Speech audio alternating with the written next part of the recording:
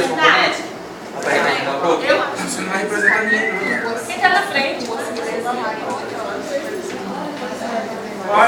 Ó, quando você vai finalizando, eu prefiro que você faça uma assim, ó. Vai ficar uma assim, ó, olhando pra aqui, pro participante. Em vez de ficar uma corintiana. Não, mas você vai ficar. Você vai ficar de É, como se vocês tivessem uma discussão entre vocês, entendeu?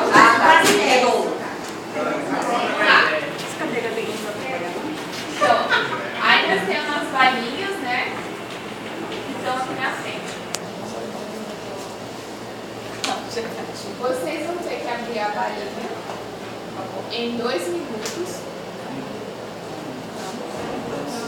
Fazer uma, né?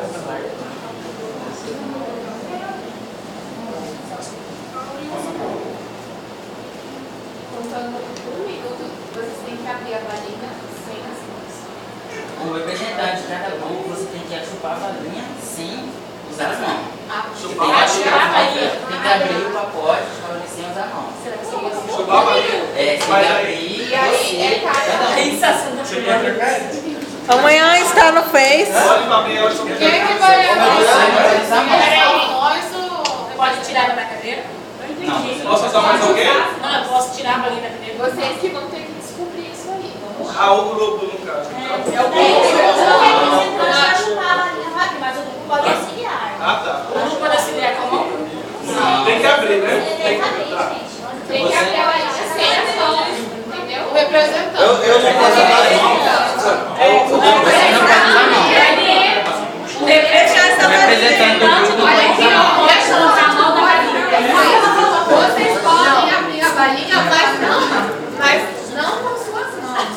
Peraí, quem o representante do grupo? Cada representante do grupo terá que abrir a varinha. Mas eles não vão utilizar as mãos. Ele não representa. Ah, entendi. Então vamos lá. 1 minuto. Já?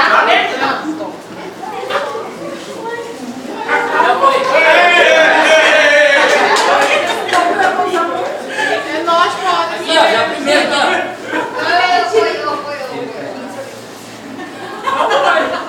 Então vamos lá. O objetivo dessa dinâmica, como eu falei, cada pessoa da equipe não poderia abrir a varinha com as mãos.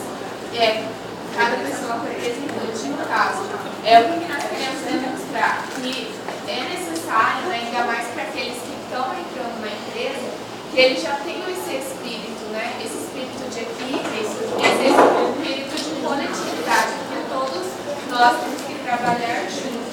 E diante dessa dificuldade que vocês enfrentaram já no primeiro momento da entrevista, vocês já conseguiram superar através do companheirismo e da coletividade.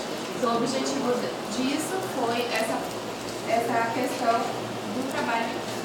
O que aconteceu aí?